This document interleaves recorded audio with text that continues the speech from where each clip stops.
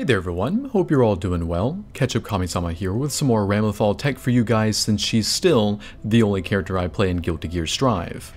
But what I have for you all today is honestly kind of nutty. As I'm guessing you've already read in the title, what this video will be going over is a technique that can potentially keep your opponent stuck in the corner forever.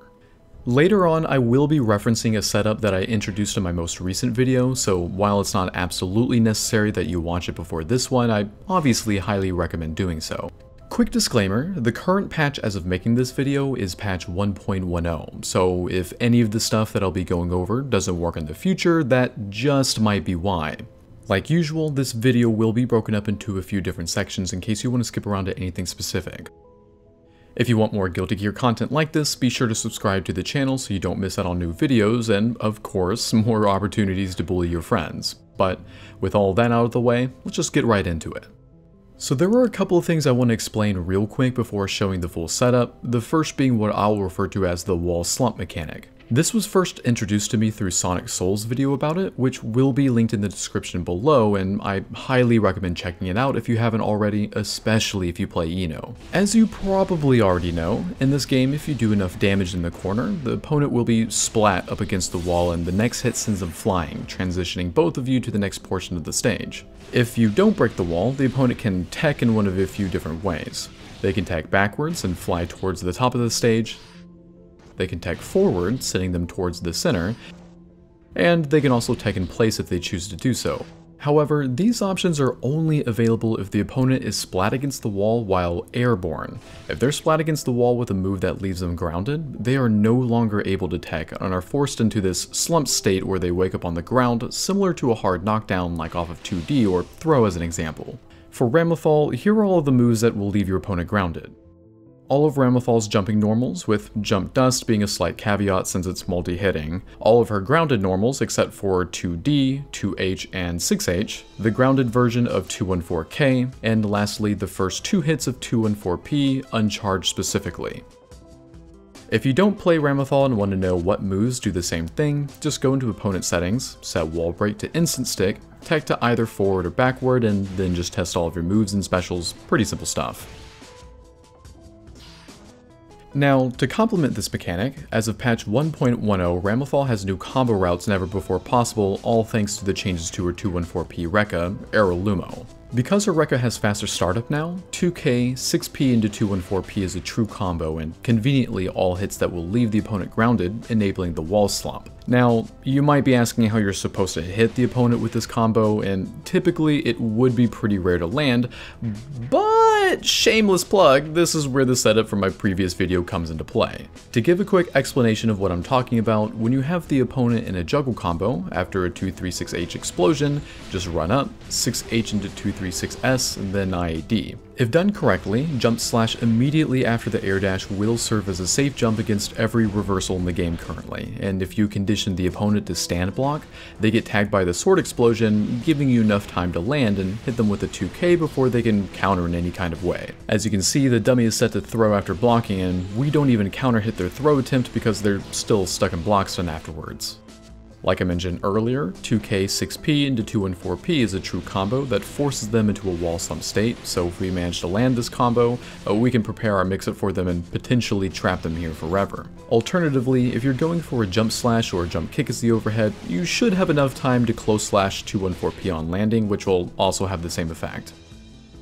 Okay, so we've got them in this untechable state. Now what?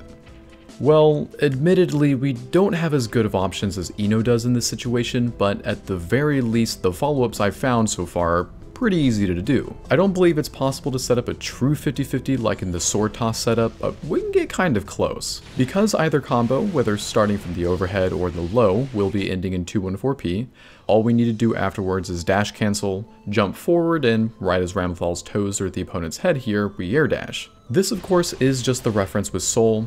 Please be sure to either get really familiar with the timing or practice on other characters to get a good visual reference for when to air dash, or you might keep messing it up. If we want to get guaranteed pressure, we can jump slash shortly after the air dash ends, and this will hit the opponent meaty while also serving as a safe jump. If we want to go low, we air dash at the same time as the overhead, but we'll just hit jump slash at the early earliest timing possible or even barely afterwards. The active frames should end right as the opponent becomes vulnerable, we'll slide past and we can get 2k once we land. Just know that the empty jump low here is absolutely punishable. While the jump slash still serves as a safe jump, if you're input buffering the 2k, you'll still get countered by reversals. Additionally, you can easily get thrown on landing or counter hit by faster buttons if the opponent is mashing on wake up. At the very least, the visual difference between going high or low with the same air dash timing is kind of difficult to differentiate, so it's at least a good way to knowledge check your opponent until they figure it out. If they get hit, we can do the wall slump combo again, and if they block, well, they aren't out of the woods just yet. But that's the setup as of right now. I haven't found a way to use swords to set up a guaranteed high-low without spinning meters, so if any of you lab monsters figure out anything better, please be sure to let me know. Because it's not a true 50-50, that's why I say it's almost a way to keep your opponent cornered indefinitely, but it's at least the next best thing if that's what you're going for. So obviously, there are going to be situations where the 2-hit combo into 214p won't be optimal, and the prime candidate for being able to do better guaranteed combos are going to be for reversal punishes. Just to preface, the following combos are all ways to reset into either the wall slump setup or the 236S 50-50. After this section, I will have example combos if you're wanting to go for more damage with your punish. To start with, let's discuss meterless reversals, as these are all ones that leave the opponent in counter hit recovery and prone to be exploited by the safe jump, so we're talking about Sol, Chip, Kai, and Leo here. If you're wanting to keep them in the corner, we're going to want to 5H for the large counter hit, 214K, close slash into 214P. We're only able to net one extra hit here, and this is the most damaging reset combo I found so far. For the other reversal supers, our responses will all be slightly different from each other, as the wall health afterwards varies greatly between character to character. For Mei and Milia, there's guaranteed enough wall health to reset into the sword toss 50-50. After the super animation, do a slight dash, 2S, 2H, and 214P, cancel into sword toss, and that should automatically set up the timing when done as fast as possible. For Milia specifically, you are going to need to FD the first few hits of the super, or else it's going to side swap on you. On Axel, after you block the first hit of the sickle flash, ID over the follow-up, jump slash, and go into close slash 6H into sword toss. There's a slight delay between 6H and 236S, but shouldn't hopefully provide too much trouble. Faust's reset is pretty simple, just run up 2S, 2H, and then sword toss. There is a gap in between the last two hits, but Faust's hurtbox makes the window a bit more forgiving than most others. Ramlethal's reset is definitely the easiest, just run up, close slash, 2S into the first two Rekka hits without charging, and that should be all you need. On Nagoriyuki and Gold Lewis, just dash after close slash, 6H into 236S, once again, just a slight delay in between the last two hits and you should be good. Jacko's long reversal animation gives us a lot of room to work with, and after backdashing the command grab, just dash up and do the same combo sequence you did for Milia and Mei. This can be done gapless so you don't have to worry about any delayed inputs, just make sure she's on the ground when hitting her with the 2S. The thing about Jacko though is that she has fairly low health in comparison to the rest of the cast. You could very well instead be in a situation where you can just kill her because of the additional wall health following the super, so do keep this in mind. Combo routes for the few multi-hitting supers, aside from Milia, since I already just talked about hers, can also result in the same 236S setup, and here are a couple of example routes. Following Kai's Ride the Lightning, you should be guaranteed this combo here. Practicing the timing of the sword toss cancel will be the trickiest part to all of this though. Leo's is basically the same, just with a slight tweak. Before the final hit of the super, do the same combo, but just start with 2H instead of close slash. The reason I think it's better to interrupt the super instead of waiting for it to end is because you'll be more obscured by the explosion during your air dash, making it a tad bit more difficult to visually tell what you're going for. I'm not even going to really talk about Zato, he just kinda has to sit there and take it. I almost feel bad for him. Almost. Now, unfortunately, there are a few characters that are slight exempt from resetting back into the loop for one reason or another, and those are going to be Potemkin, Geo, Ino, and Anji. Because Potemkin's Gigantic Kai reversal persists on stage after the animation, our main punish is just going to be throwing it.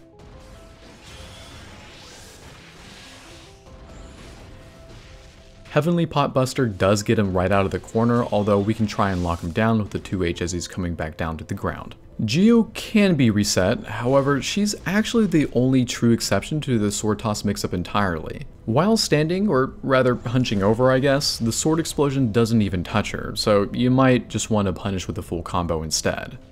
Ino is going to be a bit interesting, since her reversal leaves her airborne and not a lot of remaining wall health to work with. I couldn't find a combo to reset with easily, so just check out the next combo section for ways to kill her. Fun fact about Ino's super real quick. After blocking the first hit, you can walk under her with enough time to land a close slash. Not sure how useful this is in this situation, but maybe if you're elsewhere on the stage it'll be a good thing to do. And here's just a quick example.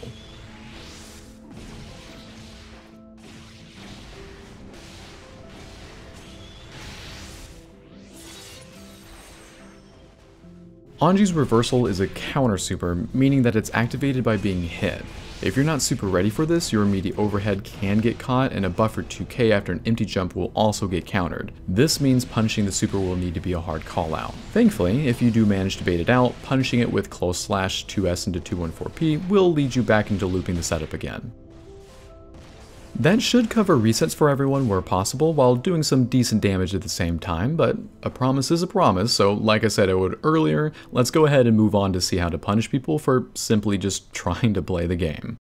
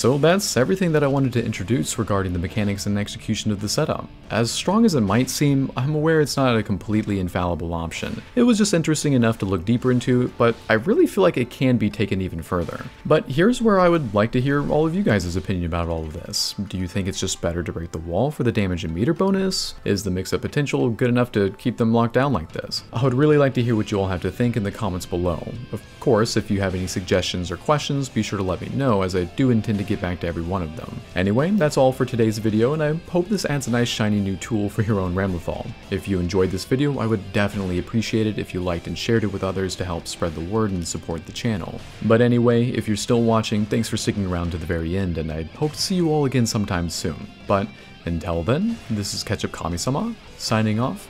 Until next time.